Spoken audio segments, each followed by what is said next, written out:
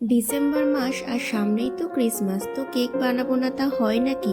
তাই আজকে বাড়িতে খুব সহজেই নিজের মতো করে একটু কেক বানালাম, তাই তোমাদের সাথেও একটু শেয়ার করলাম সেটা।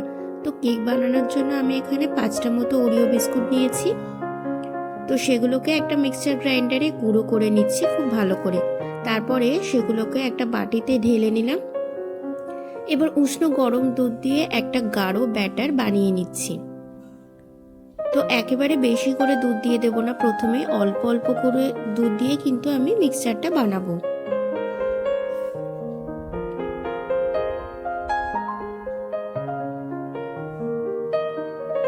তো দেখুন খুব ভালো করে কিন্তু মিক্স করে নিয়েছি।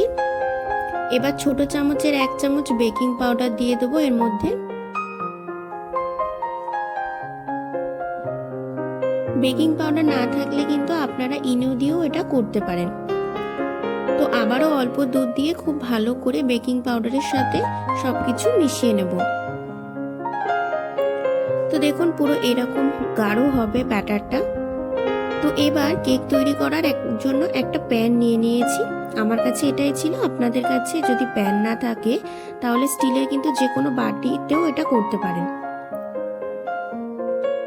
তো এবার প্রথমে প্যানের গায়ে একটু তেল ব্রাশ করে নিচ্ছি। তো প্যানের চারপাশটাতেও কিন্তু একটু তেল ব্রাশ করে নিতে হবে। তারপরে এর উপরে বাটার পেপার দিয়ে তার উপরেও কিন্তু একটু তেল ব্রাশ করে নিচ্ছি। বাটার পেপার না থাকলে প্যানের গায়ে তেল ব্রাশ করে নিলেও কিন্তু চলবে। তো এবার ব্যাটারটা কেক প্যানের মধ্যে খুব ভালো করে ঢেলে নিচ্ছি। এবার চারপাশটা সমান করে নিলাম, একটু ছড়িয়ে দিলাম আর কি। এবার আমি আগে থেকে একটা কড়াই বসিয়ে গরম করে নিয়েছিলাম, তার উপরে একটা ছোট স্ট্যান্ড দিয়ে প্যানটা বসিয়ে দিয়ে ঢেকে দেবো 25 থেকে 30 মিনিটের মতো, ফ্লেমটাকে লো টু মিডিয়ামে রেখে দিয়ে। প্যানটাকে কিন্তু খুব ভালো করে ঢেকে দিতে হবে যাতে হিট কোনোভাবেই বাইরে না যায়। তো 25 থেকে 30 মিনিটের পর ঢাকনা খুলে একটা টুথপিকের সাহায্যে দেখে নিচ্ছি। দেখুন টুথপিকে কিন্তু কিচ্ছু লাগছে না, তার মানে কেক কিন্তু তৈরি। তো এবার প্যানটাকে একটু ঠান্ডা করে নিয়ে তারপরে একটা প্লেটে ঢেলে নিলাম। ওপর থেকে বাটার পেপারটাও সরিয়ে নিচ্ছি। তো এবার আরেকটা প্লেট দিয়ে উল্টে নেব এটাকে।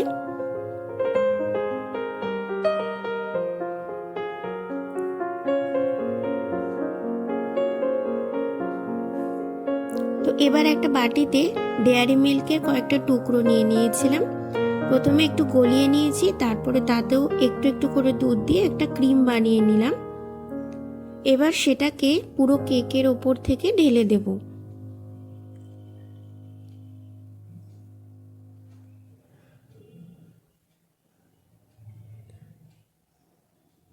তো পুরো কেকের গায়ে খুব ভালো করে মাখিয়ে নিচ্ছি।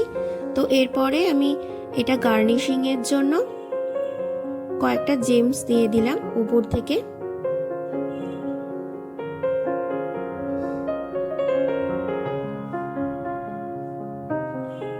এবার এটা রুম টেম্পারেচারে কিছুক্ষণের জন্য রেখে দেব। তো ঘরোয়াভাবে কেক কিন্তু আমার তৈরি হয়ে গেছে। তো চলো এবার কেকটা কেটে দেখাই।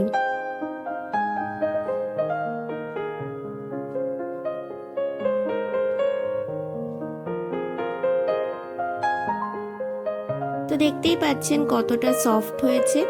আপনারাও কিন্তু এভাবে বাড়িতে সহজেই বানিয়ে নিতে পারেন। ভিডিওটা ভালো লাগলে অবশ্যই লাইক শেয়ার সাবস্ক্রাইব করবেন।